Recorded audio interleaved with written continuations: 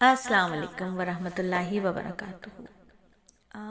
دل بدل دے کا حلقہ یا 5 منٹ کا سبق ہو، اتنے سارے باتیں ہیں سیکھنے اور سکھانے کی کہ اگر ہم روزانہ وائسز بھیجیں تو لگتا ہے کہ آپ لوگ بور نہ ہو جائیں اور تنگ نہ ہو جائیں، جبکہ ہم سب کا فرض ہے کہ علم کو حاصل کریں، کیونکہ علم حاصل کرنا فرض ہے اور فرض کے بارے میں تو سوالات پوچھے جائیں گے۔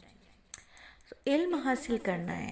آگے 1 مہینے کے بعد جو مہینہ شروع ہو رہا ہے وہ ہے ماہ رمضان، بہت ہی قیمتی مہینہ کہ جس کے بارے میں ہے کہ اگر کسی کا رمضان صحیح اور اچھا گزرا تو اس کا پھر پورا سال صحیح اور اچھا گزرے گا۔ تو رمضان کیسا گزرے، اس کا نظام الاوقات کیا ہو، اس کو گزارنے کا طریقہ کیا ہو، اس کو جاننے کے لیے ہمیں رمضان کا علم حاصل کرنا پڑے گا۔ علم حاصل کرنا ہے، ہر منصب پہ بیٹھنے کے لیے ہر وقت کا علم حاصل کرنا فرض ہے، ہر مسلمان پر فرض ہے۔ تو رمضان سے 2 چیزیں جڑی ہوئی ہمیں یقیناً، جیسے ہی رمضان کا لفظ آتا ہے اس سے 2 چیزیں جڑی ہوئی نظر آتی ہیں، ایک عبادات اور ایک معاملات۔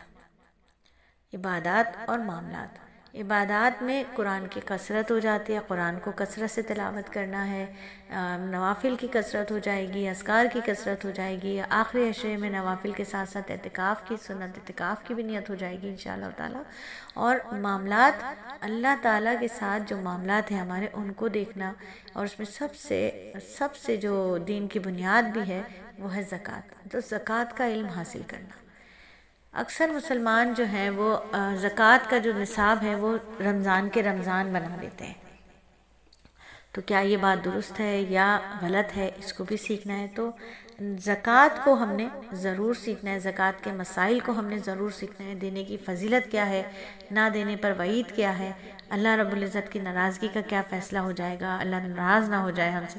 تو ہم نے زکوٰۃ کے مسائل کو ضرور سیکھنا ہے کہ زکوٰۃ کس کو دی جائے گی، زکوٰۃ کون دے گا، کس کو دے گا، کیوں دے گا، کیسے دے گا، کہاں دے گا، کب دے گا، اور کیسے استعمال کی جائے گی، کیسے اس کو استعمال کیا جائے گا، کس چیز پہ زکوٰۃ دی جائے گی، یہ تمام چیزوں کو ہم نے سیکھنا ہے انشاءاللہ تعالیٰ۔ تو دیکھیں رتبے کے اعتبار سے جو ہے نا وہ عبادات کی 2 اقسام ہوتی ہیں۔ اگر ہم رتبے کے اعتبار سے بات کریں تو عبادات کی 2 اقسام ہوتی ہیں۔ انسان جتنی بھی عبادت سر انجام دیتا ہے نا، اللہ رب العزت کے ہاں مرتبے کے اعتبار سے اس کی 2 اقسام ہوگی، ٹھیک ہے؟ اللہ کے یہاں مرتبے کے اعتبار سے اس کی 2 اقسام ہوگی۔ دیکھیں جو مکان کے بدلنے کے ساتھ مرتبے کے اعتبار سے بھی بدلتی ہے، مکان کیا ہے؟ جگہ، ٹھیک ہے؟ مرتبے کے اعتبار سے بھی بدلتی رہتی ہے۔ اور کچھ عبادات ایسی ہوتی ہیں جو زمانے کے بدلنے سے مرتبے کے اعتبار سے بدلتی ہیں، یعنی زمانہ بدلے گا تو اس عبادت کا اعتبار بھی بدلے گا، اس کی حیت بھی بدلے گی، اس کی کیفیت بھی بدلے گی، اس کے اجر اور ثواب بھی بدلیں گے۔ تو اب ہم نے یہ سیکھنا ہے، ٹھیک ہے؟ مثال کے ساتھ سیکھتے ہیں۔ دیکھیں پہلی قسم کیا ہے؟ رتبے کے اعتبار سے عبادت کی قسم ہے، رتبے کے اعتبار سے، ٹھیک ہے؟ مکان بدلنے سے بدلے گی۔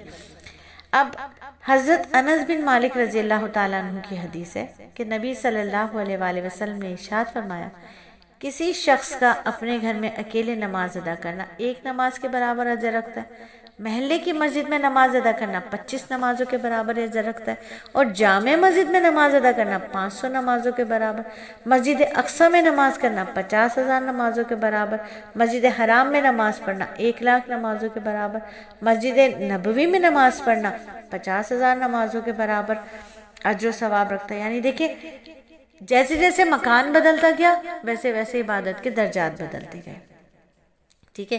اسی طرح حضرت سہل بن حنیف رضی اللہ تعالیٰ عنہ فرماتے ہیں کہ نبی صلی اللہ علیہ وآلہ وسلم نے ارشاد فرمایا کہ جو شخص اپنے گھر میں وضو کر کے مسجد قباء میں آئے اور وہاں نماز ادا کرے تو اس کے لیے 1 عمرہ ادا کرنے کے برابر اجر لکھا جائے گا۔